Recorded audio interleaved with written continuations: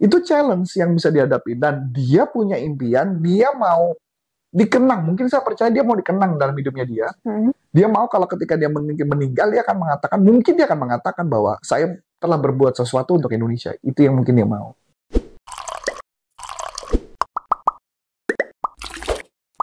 Halo sahabat NLPers, balik lagi sama aku Aulia di YouTube channel NLP for Business. Nah, kesempatan kali ini kita akan membahas seorang seniman yang kalau misalkan punya impian tuh harus tercapai dan harus berhasil gitu, tanpa memikirkan komentar-komentar orang di sekitarnya.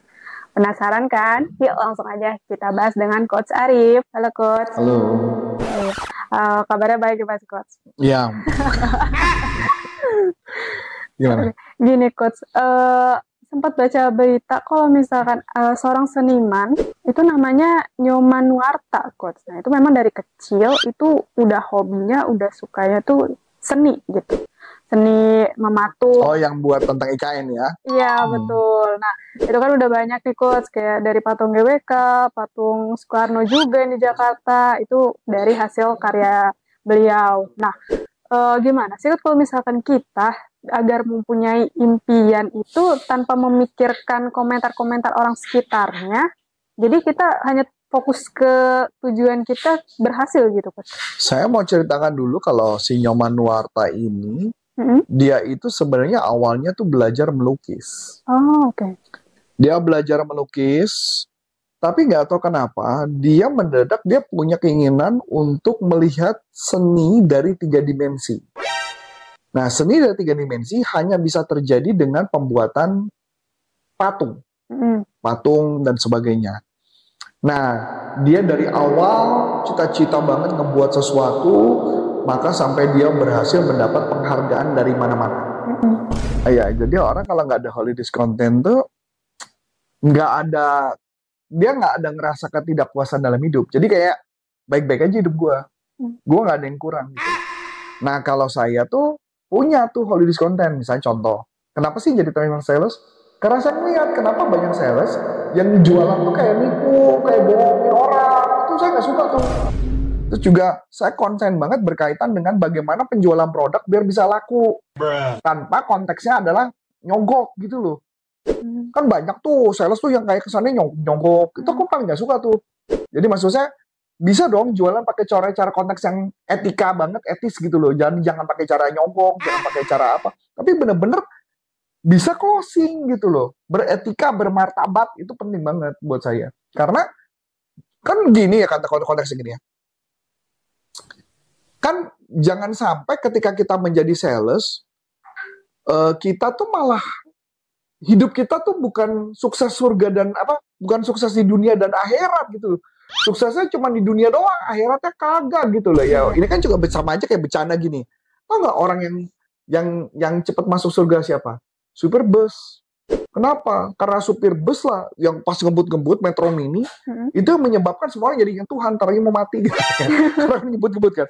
Ya itu maksudnya kan gitu. Maksud saya kalau kita jadi seorang sales adalah gimana caranya kita bisa masuk surga, kita juga redo di dunia dan redo di akhirat. Itu yang penting. Dan kebanyakan nggak seperti itu.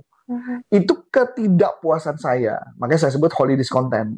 Dan juga saya punya ketidakpuasan adalah ketika ada orang membayar pelatihan, terus omsetnya naik gitu loh. Lo sama aja kayak ngebohongin gitu loh, ngerti gak? Saya tuh paling gak suka tuh. Makanya kenapa saya sebut namanya holy discontent. Ketidakpuasan saya dalam hidup. Kalau ketidakpuasan lainnya, misalkan contoh, istri saya juga pernah mengalami, saya melihat ketidakpuasan ada orang susah, nggak punya uang untuk makan dan sebagainya di jalan, itu holy discontent buat dia tuh. Jadi gitu ya, semua orang tuh punya holy discontentnya apa gitu loh. Ketidakpuasan juga misalkan contoh, orang tua butuh duit, orang tua butuh ini, butuh itu, kita nggak punya. Nah itu holy discontent. Konteksnya paham ya, holy discontent ya. Nah kalau vision berarti impian. Punya nggak impian? Dan kebetulan itu yang dipunya oleh Nyoman Nuarta, dia punya impian. Kalau holy discontent saya percaya ada tapi nggak tahu apa. Kemudian setelah itu langkah pertama, first step. Apa langkah pertama supaya dia berhasil? Supaya cita-citanya itu terwujud. Makanya apa? Dia ambil belajar tentang pematung. Dia belajar lah gimana jadi pematung hebat. Ya, gimana caranya dia buatlah patung yang saya tahu adalah GWK. Garuda Wisnu Kencana. Itu patungnya emang bagus banget kalau aku lihat ya. Nah, saya lupa ada beberapa patung lainnya, kata bahkan waktu zaman dia mahasiswa, dia pernah buat itu, katanya ngebantu untuk ornamen monumen proklamasi katanya gitu loh. Tapi bukan dia yang buat, tapi waktu zaman mahasiswa. Dan sampai dia bikin yang tentang di IKN kan. Jadi kalau menurut saya, di kepalanya dia tuh pasti banyak banget ide di kepala dia yang mau ditumpahkan, dia ngeliat sesuatu yang indah, yang bisa diabadikan. Apalagi kan waktu IKN itu kan konteks yang dibuat adalah harus menjadi memorable, sama kayak Liberty. Nah itu konsep itu yang dipegang sama dia tuh. Dia buatlah satu konsep gitu loh. GWK juga heboh banget. Sampai hari ini juga GWK heboh, cukup bagus. Karena memang kalau kita lihat memang ornamennya cukup detailnya cukup detail gitu ya. Walaupun yang buatnya nggak cepet ya, itu proses lama banget waktu itu. Iya, Nah, jadi bertahun-tahun. Jadi ada apa langkah pertama? Nah, lebih besar daripada resisten. Resisten berarti mental block. Setiap orang punya mental block dong. Mental blocknya apa? Nggak deh, gue mending jadi orang biasa lah. Nggak usah bikin patung-patung gede, bikin patung kecil juga bisa dong. Ngapain gue bikin patung gede? Biayanya mahal lagi, kan gitu loh. Nah, itu challenge yang bisa dihadapi. Dan dia punya impian, dia mau dikenang. Mungkin saya percaya dia mau dikenang dalam hidupnya dia. Dia mau kalau ketika dia meninggal, dia akan mengatakan bahwa saya telah berbuat sesuatu untuk Indonesia. Itu yang mungkin dia mau. Makanya kenapa orang-orang yang seperti itulah yang bisa sukses. Dan saya temukan juga, saya bandingkan contoh gini ya, ibu saya lah. Almarhum ibu saya juga penjahit baju. Tetapi impiannya tuh nggak gede gitu ya. Dibandingkan saya punya temen terkenal, itu awalnya juga sama penjahit baju, tapi dia punya impian yang besar dan dia akhirnya jadi sukses, malah jadi desainer top Indonesia malah. Nah kayak gitu maksud saya. Padahal hal yang sama, tapi karena dia punya holidays content, dia punya vision, dia punya kemampuan mau melangkah aja dulu, dan lebih besar daripada mental block, maka dia akan sukses. Kebanyakan orang nggak mau.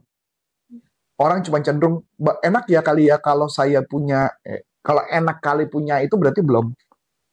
Jadi cuma hanya di awang-awang. Tidak benar-benar dia bisa wujudkan. Itu gambarannya.